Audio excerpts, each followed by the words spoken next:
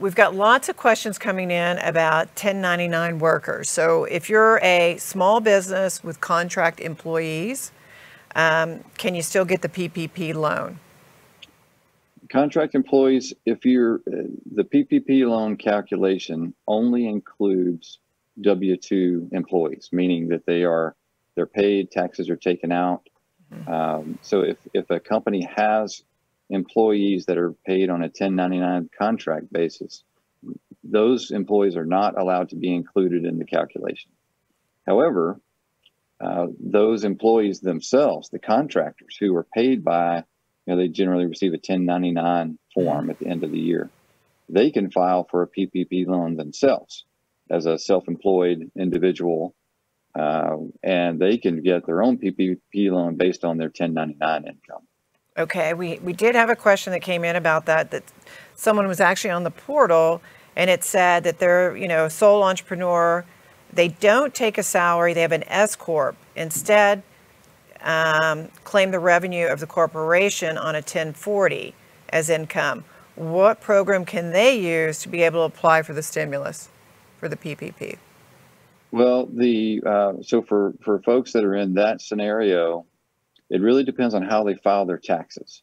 And so for self-employed individual, sometimes independent contractor, if they're reporting their income on a Schedule C along with their 1040, they're absolutely eligible to apply. Because the income that's indicated on Schedule C, which gets imported into the 1040, and if you want to get into the detail, line 31 of Schedule C, that's the dollar amount that your PPP loan amount will be based on. Same thing for folks that file a K-1 statement. That's usually single member LLCs, right, and similar structures. The amounts listed on the K-1 can be used to calculate their loan amount. Okay. All right. Wonderful. That helps answer that question, I think. So are there special considerations for specific niches? And if so, where can our viewers learn about any kind of a special situation to apply? So for any kind of a special niche. Yeah, there are a lot of questions that come up along the way, and I won't know the answer to all of those. But if you read the SBA guidelines, there is one specific niche that they have explained very well, and that's for companies that have a NACIS code, NAICS code that starts with 72. That's generally the restaurant hospitality industry.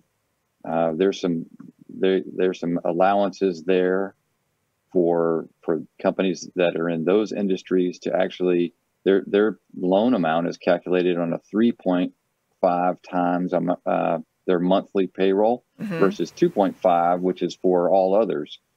So there's some various niches like that that are specific to certain industries. There's a few exclusions for companies that don't qualify just based on the industry they're in. Things like